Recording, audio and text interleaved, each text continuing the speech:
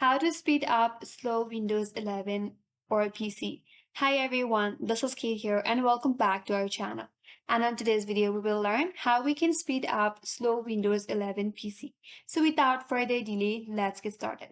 For that, you have to open up settings in your device. Click on the search icon, search for settings. Under settings, navigate to this menu bar. On your left hand side, click on system. Under system, scroll all the way to the end. Head over to the About option. Once you're here, scroll down a bit and there is a menu bar right here. Click on Advanced System Settings. From this pop-up box under the Advanced tab, you have to click on Settings under the Performance. Here you have different options to choose from. Click on Adjust for Best Performance. Click on Apply, click on OK. And from here, click on Apply, then click on OK.